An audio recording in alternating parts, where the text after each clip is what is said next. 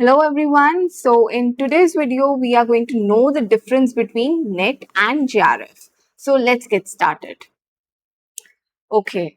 So सबसे पहला जो क्वेश्चन एस्पिरेंट्स के माइंड में होता है वो ये होता है कि are there different exams for NET and JRF. Basically they want to know कि नेट एंड जेआरएफ के लिए डिफरेंट एग्जाम्स कंडक्ट किए जाते हैं. So the answer to this is कि नेट एंड जेआरएफ आप एक ही एग्जाम से क्लियर कर सकते हो. ठीक है, ये यूजीसी नेट का एग्जाम होता है. यूजीसी नेट का एग्जाम जो होता है which is conducted by basically NTA. Okay, national testing agency ये एग्जाम को कंडक्ट करती है. अगर आप इस एग्जाम के लिए अपियर करते हो you can clear both net and JRF. Okay, अब किस बेसिस पे डिसाइड होता है कि आपने नेट क्लियर किया या JRF? That is primarily decided by your score. जो आपके मार्क्स आते हैं इस एग्जाम में उसके बेसिस पे डिसाइड होता है. नेट की अलग कट ऑफ निकलती है, जेआरएफ की अलग कट ऑफ निकलती है. आपके मार्क्स के हिसाब से आपने जो कट ऑफ क्लियर की होती है उसके हिसाब से आपका ये डिसाइड होता है कि whether you have clear net और यू हैव क्लियर जेआरएफ. ठीक है, बट एग्जाम एक ही होता है.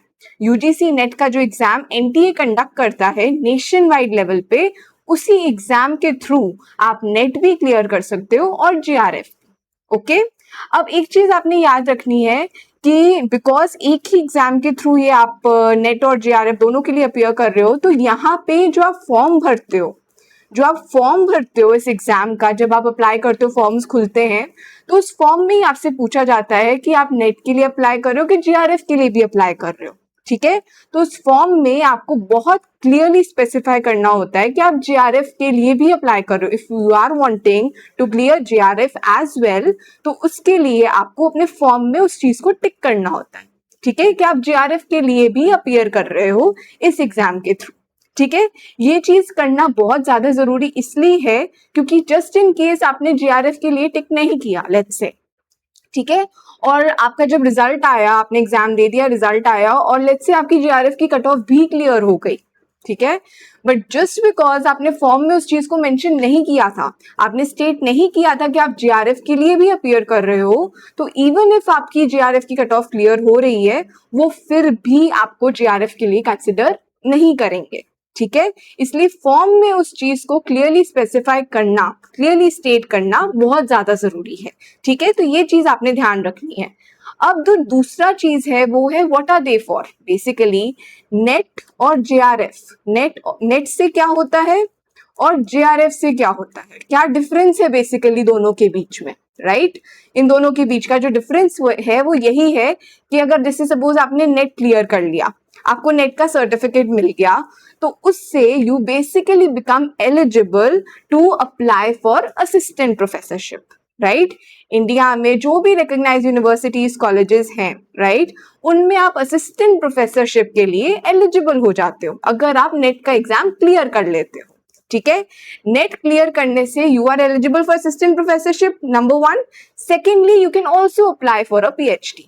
आप पीएचडी में एडमिशन ले सकते हो if you have cleared NET. UGC NET का एग्जाम अगर आपने क्लियर कर लिया, you can also take admission in PhD along with being eligible for assistant professorship. Okay, अब when we talk about JRF, जब जेआरएफ की बात होती है तो जेआरएफ में सेम चीज जो नेट में इंक्लूडेड है वो ऑलरेडी इंक्लूडेड होता है, प्लस एक बेनिफिट आपको और मिल जाता है. ठीक है, जब आप जेआरएफ के लिए कर रहे हो तो you can become an assistant professor, you are eligible for assistant professorship and you can also seek admission in a PhD. But the one thing that is added is that कि जब आप अपनी पीएचडी को pursue कर रहे होगे, जब आप पीएचडी कर रहे होगे उस समय आपको हर महीने, अगर आप जेआरएफ क्लियर करते हो तो हर महीने एक स्टाइपेंड मिलेगा. ठीक है, that's the additional thing over here, that you get a stipend. Okay, every month you get it. Okay, every month you will get a stipend अगर आप JRF क्लियर करते हो. ठीक है, नेट के लिए मैंने आपको क्या बताया, you become assistant, you are eligible for assistant professorship and you can apply for a PhD. But here in addition to these two things you also get a stipend every month. ठीक है, आपको एक financial support दिया जाता है in order to support your research work. ठीक है, ये गवर्नमेंट की तरफ से होता है यूजीसी नेट के एग्जाम के थ्रू. राइट? आपको जेआरएफ में स्टाइपेंड भी दिया जाता है एवरी मंथ। ओके, अब जेआरएफ जो होती है ये बेसिकली 5 इयर्स की होती है, ठीक है? 5 इयर्स की होती है। इसमें पहले 2 साल का होता है, जो 2 साल के लिए आपको जेआरएफ मिलता है, and then based on your performance उसका भी अलग प्रोसीजर होता है, आपको प्रमोट कर दिया जाता है to an SRF. SRF 3 years की होती है, राइट? तो ये टोटल आपकी जो फेलोशिप होती है ये 5 साल की होती है। So this is primarily जो basic difference है between NET and JRF, it is this, okay? अब जो important चीज है वो है वैलिडिटी, ठीक है? अब आपको नेट का सर्टिफिकेट इशू हो गया है। अब ये क्वेश्चन काफी सारे स्टूडेंट्स के माइंड में होता है कि ये कब तक के लिए वैलिड है ये पर्टिकुलर सर्टिफिकेट, राइट? तो नेट की जो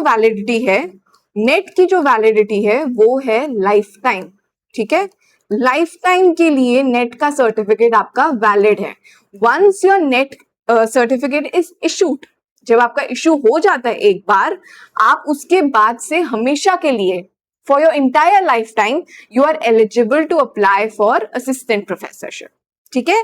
नेट की कोई आपकी अपर लिमिट नहीं है, it's valid for a life time. Okay, अब दूसरी जो चीज है वो है JRF. When it comes to JRF, यहाँ पे आपकी रिस्ट्रिक्शन है, ठीक है? JRF का जो अवार्ड लेटर होता है, एक बार वो इशू हो जाए, जिस डेट पे आपका JRF का अवार्ड लेटर इशू हो रहा है, उधर से उस डेट से 3 इयर्स, ठीक है, 3 साल की वैलिडिटी होती है।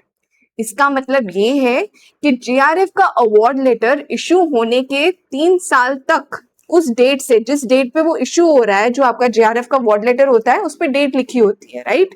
सो उस डेट से 3 साल तक आपका जो JRF है वो वैलिड है, which means in those 3 years, within those 3 years आपको अपने PhD में एडमिशन लेनी होगी, ठीक है? In order for your JRF to be valid, ठीक है? अगर उन 3 साल के बाद लेट्स से आप एडमिशन लेते हो PhD में, तो आपको ये फेलोशिप नहीं मिलेगी।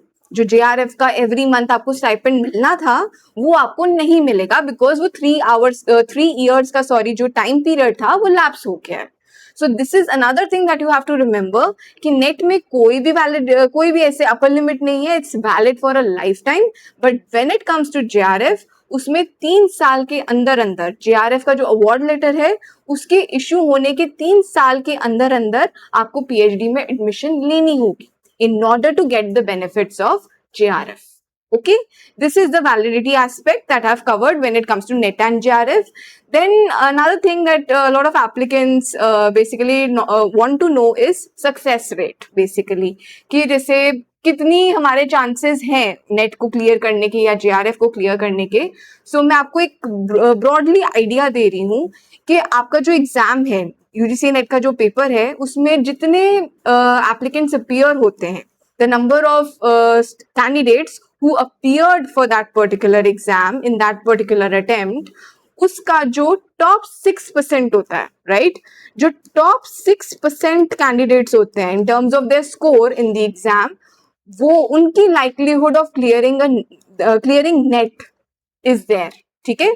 Top 6% of all the applicants who appeared for the exam, उनकी जो चांसेस होते हैं टू क्लियर नेट वो सबसे ज्यादा होते हैं। टॉप 6% होते हैं जो क्लियर करते हैं नेट को। अब now when we talk about JRF, इस टॉप 6% का फर्दर टॉप 6%, ठीक है? अब सपोज अगर जैसे ये है top 6%, let's say these are the top 6% within the total number of candidates.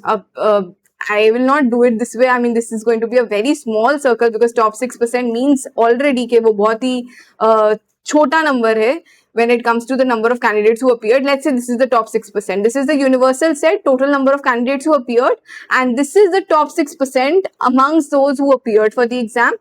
Top 6% who are clearing your net. Okay? अब इस top 6% का further top 6%, इसके अंदर का और छोटा पार्ट, ये वाला पार्ट है जो JRF क्लियर करता है। You see, chances are extremely low. मतलब अगर आपको JRF क्लियर करना है तो you have nearly 1% chance, round about 1% chance of clearing a JRF. So it is the top 1% of the total candidates who appeared for the exam, they are the ones who are actually clearing JRF. ठीक है?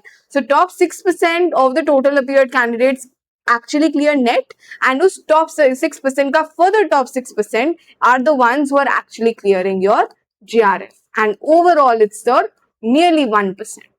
Okay, 1% chances. So this is the success rate when it comes to net and JRF, right? So with that, we have almost covered everything that we needed to know about net and JRF. उन दोनों के बीच का difference हमने जान लिया है. And I hope this video helped you out. And if there's anything else that you want to know, कोई भी आपके और doubts हैं, please put that in the comment section. We would definitely love to hear from you and help you out with that. And with that, it's a wrap. Do not forget to subscribe to the channel if you want to see more of such content. And I'll see you in the next video. Till then, stay curious and keep learning.